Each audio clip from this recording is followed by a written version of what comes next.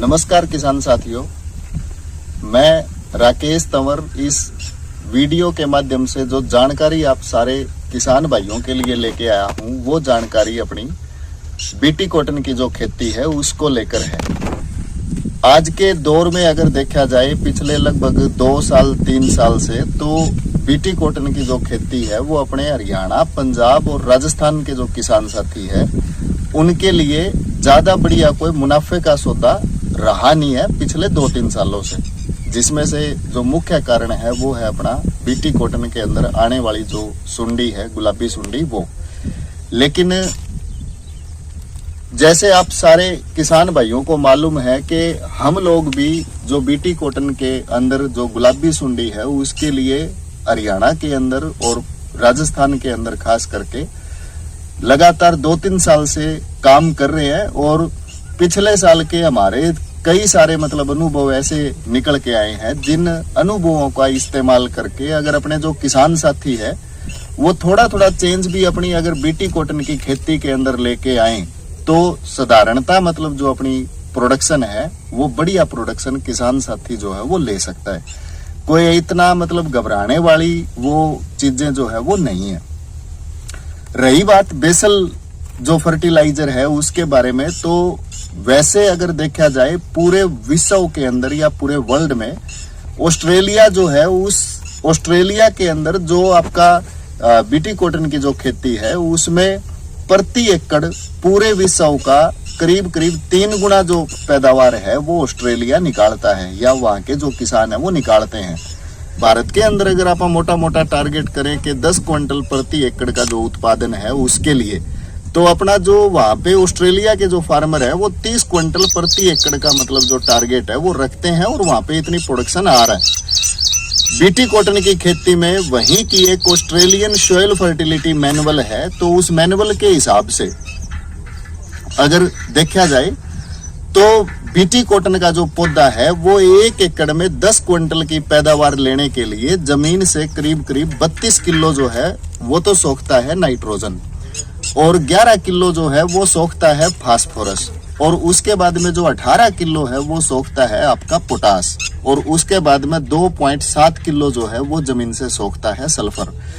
और वैसे अगर देखा जाए तो अपना जो बीटी कॉटन की खेती है उसमें अलग अलग प्रकार के 13 पोषक तत्वों की जरूरत पड़ती है, जिसमें से कुछ माइक्रो न्यूट्रिएंट है जिसके बारे में ज्यादा चर्चा करके आप जो समय है वो खराब नहीं करेंगे। और पंजाब एग्रीकल्चर यूनिवर्सिटी का अगर मोटा मोटा देखें तो जो पंजाब एग्रीकल्चर यूनिवर्सिटी है वो बीटी कॉटन की खेती के लिए खाद का जो सिफारिश करती है उसके अंदर है प्रति एकड़ 27 किलो डीएपी। अब इस चीज को लेके मैं यूरिया और जो डीएपी है उसमें पिछले 2-3 सालों से बड़ा सीरियसली हम लोगों ने देखा भी है और महसूस भी किया है कि जितना नाइट्रोजनस जो फर्टिलाइजर है या जो अमोनिकल फॉर्म में जो खाद है वो कीड़े बीमारियों को ज्यादा आकर्षित करती है, तो उसके ज्यादा पक्ष में हम लोग नहीं है। अगर डीएपी की बजाय आप देखें तो पंजाब एग्रीकल्चर यूनिवर्सिटी जो है वो बताती है अपना एसएसपी बोले तो सिंगल सुपर फॉस्फेट, और सिंगल सुपर फॉस्फेट जो है वो जाना चाहिए करीब 75 किलो और सारा का सारा बिजाई के अंदर ही जाना चाहिए, क्योंकि पंजाब एग्रीकल्चर यूनिवर्सिटी ये भी कहते हैं कि जितना भी फास्फोरस बीटी कॉटन की खेती को चाहिए 32-11-18 का जो रेशियो है, तो 11 किलो जो फास्फोरस है वो सारा का सारा बेसल के अंदर देना चाहिए किसान भाई को। और उसके साथ में खास करके वे किसान साथी जिनकी जमीनें सैंडी सॉइल है। अब सैंडी सॉइल अगर मैं हरियाणा के अंदर अगर देखूं तो आप स्टार्ट करो सिवानी, बैल, ओबरा, इसरवाल, डिगावा, बाडड़ा, जुई, कादमा, ये जितनी भी टोटल बेल्ट है, और उधर यमुनानगर नहीं सॉरी जो महेंद्रगढ़ और जो रेवाड़ी वाली बेल्ट है, अगर इस सारी बेल्ट को देखें तो यहाँ पे ज्यादातर जो जमीनें हैं वहां पे सैंडी सॉइल है। तो ऐसी जमीनों के लिए अपनी जो पंजाब एग्रीकल्चर यूनिवर्सिटी है वो कहती है कि किसान भाई को जो है आपका जो म्यूरेट ऑफ पोटास है, एमओपी, जो लाल रंग वाली जो चूरा जैसी जो खाद आती है पोटास, जिसके अंदर 60% पोटासियम होता है, तो उसका इस्तेमाल उन सारे किसान भाइयों को अपने अपने खेतों के अंदर करना चाहिए। और वो बेसल डोज के अंदर जो सिफारिश करते हैं वो करते हैं करीब करीब 15 से 20 किलो। अब थोड़ी सी एक आपको जानकारी मैं और भी देना चाहता हूं कि ज्यादातर अगर हम एरिया के अंदर देखेंगे तो जो आपका पोटास है MOP 60% K2O उसकी अवेलेबिलिटी ज्यादा होती नहीं है, मिलता नहीं है। ज्यादातर अगर बड़ी बड़ी दुकानों के अंदर अगर आप देखोगे तो वहां पे आपको 50-50 किलो के बैग जो है वो पोटास के नाम पे मतलब मिलते हैं, जो नॉर्मली बायो पोटास की कैटेगरी के अंदर आते हैं। तो हम लोग जो आपको सिफारिश कर रहे हैं वो बायो पोटास जो आपका 50 किलो की पैकिंग में आती है उसकी बात नहीं कर रहे हैं। हम लोग 60% जो पोटासियम है MOP उसकी बात कर रहे हैं। तो करीब करीब 15 किलो जो है एकड़ का पोटास जो है बिजाई के अंदर बेसल की स्टेज पे जाना चाहिए। अब इसके साथ साथ एक सलाह और भी है, हम लोगों ने पिछली वीडियो के अंदर भी बताया कि अपना BT कॉटन की जो खेती है उसको अपने किसान साथी छिद्दा रखें। तो आज हाल फिलहाल हम लोग चूड़ी कला, चूड़ी खुर्द, आदमपुर के एरिया में घूम रहे हैं। तो करीब करीब अभी तक जितने भी एकड़ के अंदर ज्यादातर जो बिजाई हुई है, अगर हम चूड़ी खुर्द की बात करें तो करीब करीब 1.25 पैकेट एकड़ के हिसाब से मतलब जो है बिजाई चलने लग रही है, जो कि एक अच्छी बात है। तो थोड़ा सा छिद्दा रखें। और रही बात अगर हम लोग BT कॉटन की जो खेती है उसमें अगर सुपर और पोटास का कॉम्बिनेशन अगर नहीं लेके जाना चाहते हैं, क्योंकि कई सारे किसान साथियों ने पिछले साल भी ये बोला था कि जो SSP है सिंगल सुपर फॉस्फेट और जो MOP है म्यूरेट ऑफ पोटास 60%, वो दोनों मिलने के बाद में थोड़ा इकट्ठी हो जाती है, तो परहेज करते हैं डालने को लेके। तो वो जो किसान साथी है वो DAP जो है DAP की बजाय में लेके जाएं आपका जो NPK 12-32-16 है, वो NPK 12-32-16 अगर आप आधा कट्टा करीब करीब बिजाई के अंदर देंगे तो जितना BT कॉटन की खेती को फास्फोरस चाहिए अपना लास्ट हार्वेस्टिंग तक, वो सारा जो फास्फोरस है आप आधा कट्टा NPK 12-32 के जरिए जो है 12-32-16 के जरिए दे सकते हैं। दूसरा एक खास जो आपको बात मैं बताना चाहता हूं किसान साथियों, इसमें थोड़ा सा मतलब साइंटिफिक है लेकिन मैं देसी भाषा में बताने की मतलब कोशिश करूंगा। BT कॉटन की खेती करने वाले किसान को सबसे ज्यादा बढ़िया जो न्यूट्रिशन की जरूरत है वो है आपका पोटास। पोटास खाद को अगर वैसे देखा जाए, जो आपका मतलब पोटास जो खाद है वो अलग अलग BT कॉटन के जो पौधे हैं उसके अंदर कई सारे काम करती है। उसमें सबसे पहला जो जरूरी काम है वो है फोटोसिंथेसिस। फोटोसिंथेसिस का मतलब क्या है? प्रकाश संश्लेषण। यानी पौधा जो है अपना भोजन खुद बनाने में उतना बढ़िया तरीके से काबिल नहीं होगा अगर अपने खेत के अंदर पोटास खाद जो है वो नहीं जाएगा। वो एक पहला है। उसके बाद में दूसरा जो है वो है ट्रांसलोकेशन। ट्रांसलोकेशन के अंदर क्या होता है कि आपकी खेत के अंदर मतलब जड़ें हैं और वो जो जड़ें हैं वो जमीन से पानी सोखती है, पीती है और जो अलग अलग न्यूट्रिशन जो पोषक तत्व उस पानी के अंदर अवेलेबल रहते हैं उनको सोखती है। तो वो जो सोखा हुआ पानी है वो ऊपर पत्ते के जरिए स्टोमेटा से निकालने की जो ये विधि है, आवागमन जो ये चलता है, इसको ट्रांसलोकेशन कहते हैं। तो पोटास यहाँ पे भी मतलब कारगर है या उसके लिए जरूरी है। और एक जो बात आप सारे शायद किसान भाइयों को नहीं मालूम होगी, जो आपकी पोटास खाद है, BT कॉटन का जो पौधा है पोटास खाद को लग्जरी कंजप्शन की तरीके से लेना चाहता है हमेशा। करीब करीब 54% जो आपका पोटास है वो पौधा BT कॉटन का पौधा शुरुआती स्टेज में लेता है, वेजिटेटिव फेज में लेता है और बाद में फिर जो 46% पोटास है वो आपका लेता है रिप्रोडक्टिव स्टेज में। यानी आपका फूल बनने की प्रक्रिया से लेके और टिंडा खुलने तक की जो प्रक्रिया है उसमें। और जैसे अपना बंदर जो होते हैं, बंदरों को अगर आप ज्यादा अगर केले अगर डालते हैं तो उनकी आदत रहती है कि वो अपने जो यहाँ पे जो हिस्सा होता है उसके अंदर एक्स्ट्रा स्टोर करते हैं। तो बड़ी खास बात यह है कि BT कॉटन का जो पौधा है वो शुरुआत की जो वेजिटेटिव अवस्था है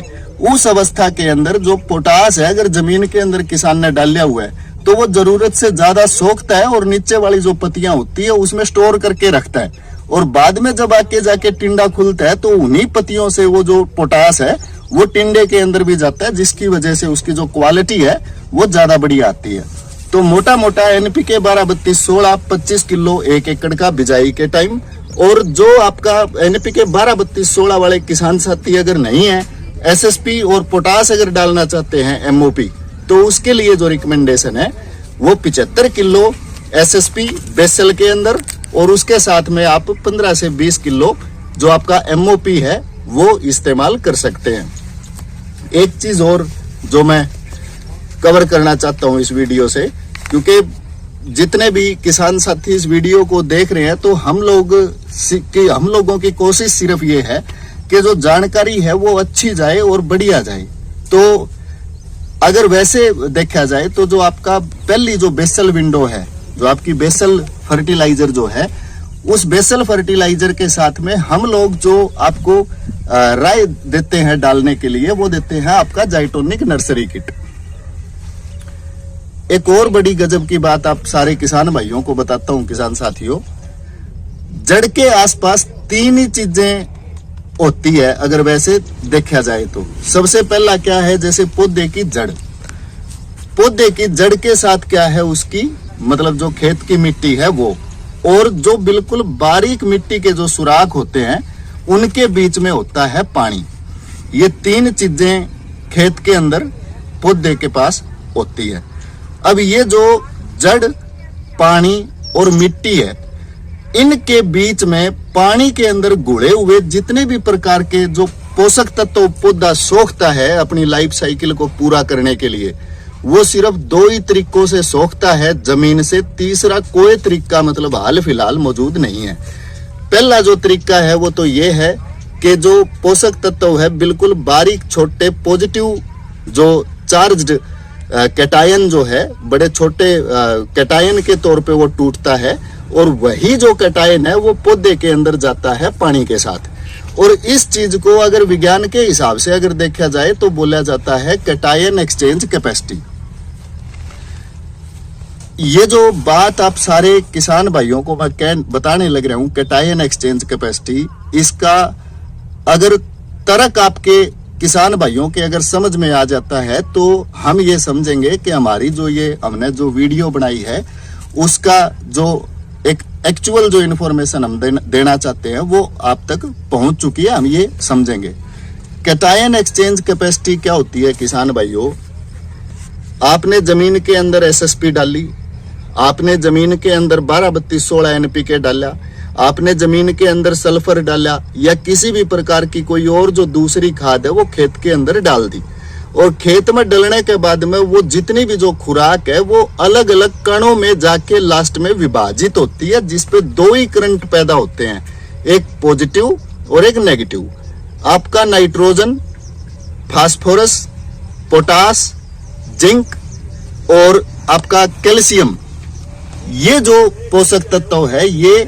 पॉजिटिव करंट वाले होते हैं। और पौधे के अंदर जितना जमीन के अंदर बेहतर ये कैटायन एक्सचेंज कैपेसिटी होगी, यानी जड़ें जितना ज्यादा मतलब जो पॉजिटिवली चार्ज्ड आयन या नेगेटिवली चार्ज्ड आयन अगर सोखेगी तो उतना बेहतरीन जो प्रोडक्शन है वो किसान भाई को मिल सकता है। अब उस चीज का ध्यान में रखते हुए हम लोग एडिशनली आपको सजेस्ट कर रहे हैं कि बिजाई के आखिरी रोटावेटर से पहले जाइटोनिक नर्सरी किट 2 किलो प्रति एकड़ के हिसाब से अपने खेत के अंदर जरूर डालें, क्योंकि ये जो जाइटोनिक जो टेक्नोलॉजी है हमने पिछले 2-3 सालों में बड़ा बारीकी से कई सारे किसान साथियों के खेतों में ये अनुभव किया है, और हमारे साथ जो किसान साथी लंबे समय से जुड़े हैं उन्होंने भी ये अनुभव किया है कि जो जाइटोनिक टेक्नोलॉजी है या जाइटोनिक नर्सरी किट जो है वो जब जमीन में जाती है तो ऑटोमेटिक जमीन की जो पानी पकड़ के रखने की जो ताकत है वो बढ़ जाती है, यानी वाटर होल्डिंग कैपेसिटी जो है वो बढ़ जाती है। और वाटर होल्डिंग कैपेसिटी यानी पानी पकड़ने की ताकत अगर बढ़ जाएगी तो उसके अंदर जितने भी घुलने वाले पोषक तत्व है, यानी कैटायन है, उसके अंदर एनायन है, तो वो जो पौधा है अपने अंदर ज्यादा स्पीड से उसको सोखेगा। तो एक तो ये बेनिफिट किसान भाई को मिलेगा, और दूसरा जो बेनिफिट मिलेगा वो ये मिलेगा कि किसान भाई जो है उसके खेत में जर्मिनेशन बहुत बढ़िया होगा।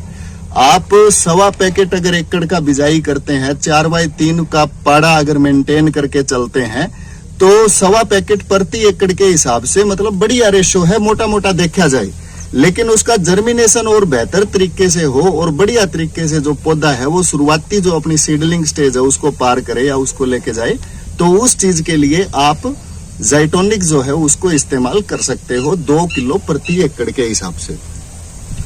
ये शुरुआत का है मोटा मोटा बेसल के ऊपर। बाकी मेरी दोबारा सारे किसान साथियों से मतलब ये गुजारिश है कि अब की बार यूरिया और जो डीएपी है उसको बीटी कॉटन की खेती ही नहीं, अपनी जो हर प्रकार की जो खेती है उसके अंदर इसको थोड़ा सा कम लेके जाएं, क्योंकि हर प्रकार के अलग अलग प्रकार के जो कीड़े हैं वो अलग अलग फसलों के अंदर आ रहे हैं और उनकी जो अटैक है उनका लगातार अटैक पिछले 2-3 सालों से हमने हर फसल के अंदर बढ़ते हुए देखा है, चाहे धान का पत्ता लपेट सुंडी हो। तो इन्हीं बातों का ध्यान रखें। और ये ज्यादा जो आईपीएम और ये जो आईएनएम तकनीक है ये और ज्यादा कुछ नहीं है किसान भाइयों, ये सिर्फ ये है कि छोटी छोटी चीजें अगर आप अपने खेत के अंदर चेंज करेंगे, जैसे शुरुआत में मैंने बताया कि चूड़ी में ज्यादातर जो किसान साथी हैं वो 1.25 पैकेट एकड़ का बिजाई कर रहे हैं, तो छिद्दा अगर रखेंगे तो वो भी एक किस्म का आईपीएम है। यूरिया डीएपी नहीं लेके जाएंगे वो भी एक किस्म का आईएनएम तकनीक है। जर्मिनेशन बढ़िया करने के लिए अगर आप बायोलॉजिकली मतलब जाइटोनिक जो टेक्नोलॉजी है वो अगर जमीन के अंदर लेके जाएंगे तो वो भी एक आईपीएम तकनीक है या एक आईएनएम तकनीक है। तो समय समय पे बढ़िया जो जानकारी है वो लेते जाइए और उस तरीके से ही अपने खेत का प्रबंधन करें, तो ज्यादा जो बढ़िया पैदावार है वो अपना जो किसान साथी है उसको मिल सकती है। हमारे साथ इतने लंबे समय तक बने रहने के लिए आपका बहुत बहुत धन्यवाद। अगर इससे ज्यादा अगर आपको किसी भी प्रकार की अगर कोई और जानकारी चाहिए तो आप हम लोगों को बता सकते हैं। जय हिंद, जय भारत, जय किसान।